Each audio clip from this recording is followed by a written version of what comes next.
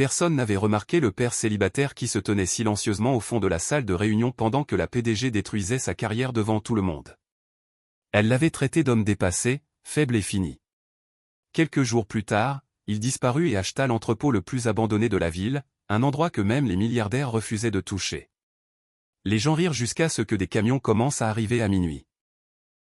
Les investisseurs changèrent de camp, et la PDG comprit trop tard que l'homme qu'elle avait humilié n'était pas brisé.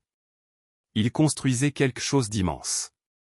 La salle de conférence au 32e étage de Meridian Logistique possédait des fenêtres du sol au plafond qui dominaient toute la ville. Les matins clairs, on pouvait voir le port, les grues, les porte-conteneurs et le poulant du commerce qui circulaient à travers l'acier et l'eau salée. Daniel Carter adorait autrefois cette vue.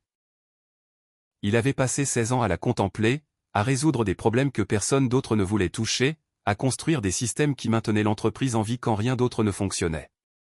Il avait 42 ans, les épaules larges mais silencieux, avec ce regard calme qui vient d'années passées à observer attentivement plutôt qu'à réagir vite.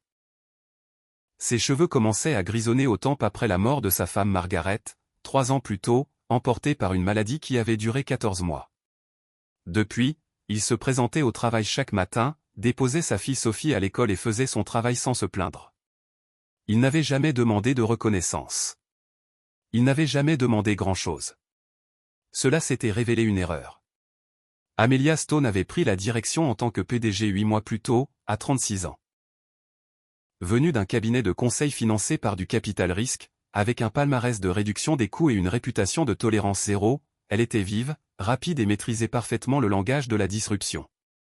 Elle croyait avec la conviction de quelqu'un qui ne s'était jamais trompé en public. Pour elle, la prudence était de l'inefficacité déguisée. Elle était entrée chez Meridian, avait regardé l'organigramme et identifié immédiatement ce qu'elle appelait le poids mort. Des personnes restaient trop longtemps au même poste, qui avançaient trop lentement, qui posaient trop de questions sur les risques. Elle avait parfois raison, mais elle avait aussi tendance à confondre la prudence avec la lâcheté et l'expérience avec l'obsolescence.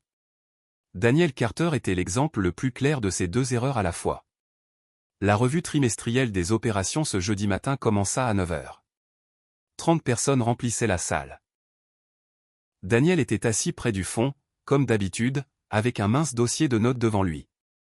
Il avait signalé 3 vulnérabilités dans la chaîne d'approvisionnement dans un rapport soumis 2 semaines plus tôt, des failles dans le réseau de distribution de l'Est qui, si elles n'étaient pas corrigées, coûteraient des millions à l'entreprise l'année fiscale suivante. Personne n'avait répondu au rapport. Il avait supposé qu'il était en cours d'examen.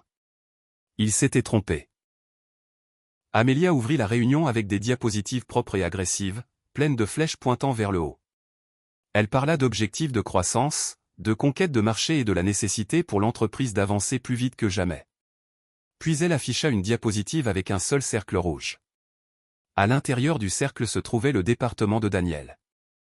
Elle regarda la salle, laissa le silence faire son œuvre et commença.